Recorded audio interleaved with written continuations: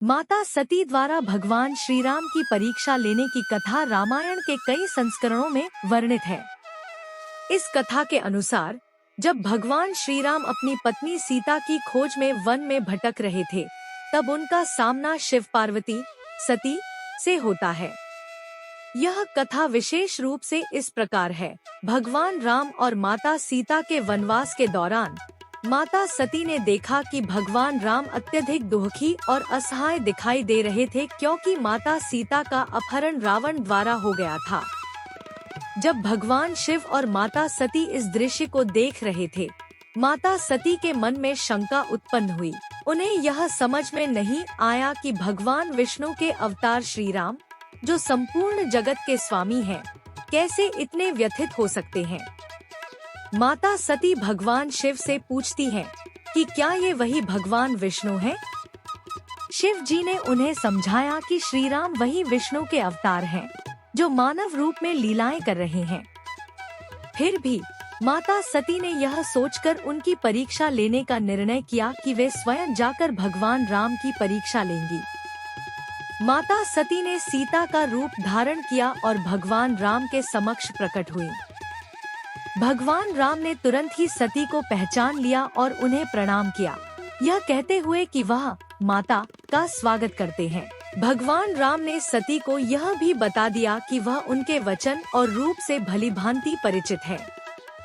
इस प्रकार भगवान राम की दिव्यता और सच्चाई को समझने के बाद माता सती को यह बोध हुआ कि भगवान राम वास्तव में विष्णु के अवतार हैं। लेकिन इस घटना के बाद माता सती को अपने किए पर ग्लानि हुई, क्योंकि उन्होंने श्री राम की परीक्षा ली थी और शिवजी से असत्य वचन कहा था। इसके चलते माता सती ने अपने शरीर को त्यागने का निर्णय लिया और बाद में वह हिमालय की पुत्री पार्वती के रूप में पुनः जन्मी। जब शिव संन्यास में थे तो संसार असंतुलित हो गया। संसार में अराजकता फैल गई और दैत्यों ने देवताओं को कष्ट देना शुरू कर दिया। तब देवताओं को शिव का पुनः विवाह आवश्यक लगा ताकि संतुलन बहाल हो सके। यह आवश्यक था कि शिव अपनी तपस्या से बाहर आएं और संसार को नई शक्ति प्रदान करें। इस परिस्थिति में देवी आदिशक्ति ने पार्वती के रूप में जन्म लिया ताकि शिव को पुनः संसार के कार्यों में संलग्न किया जा सके।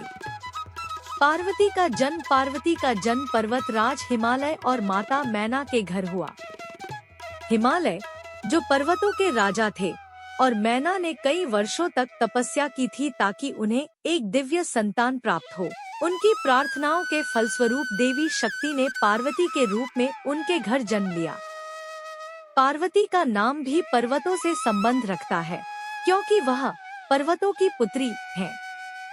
पार्वती का जन्म मात्र एक सामान्य घटना नहीं थी, बल्कि यह पूरे ब्रह्मांड के संतुलन को बनाए रखने के लिए आवश्यक था। यह भी माना जाता है कि माता पार्वती ने स्वयं सती के रूप में पूर्वजन्म में यह संकल्प लिया था कि वे पुनः शिव से विवाह करेंगी। पार्वती की तपस्या जब पार्वती युवा हुई तो उन्हें भगवान शिव से विवाह करने की इच्छा हुई। हालांकि भगवान शिव उस समय तपस्या में लीन थे और संसार से विरक्त हो गए थे। पार्वती को यह भलीभांति ज्ञात था कि शिव का ध्यान आकर्षित करना इतना सरल नहीं होगा, इसलिए उन्होंने कठोर तपस्या का निर्णय लिया।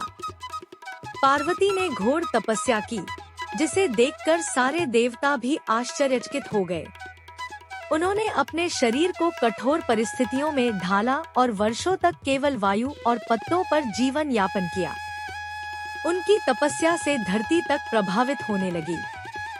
यह तपस्या इतनी गहन थी कि अंततः भगवान शिव को अपनी तपस्या से बाहर आना पड़ा और पार्वती के तप का आदर करते हुए उन्होंने विवाह का प्रस्ताव स्वीकार किया।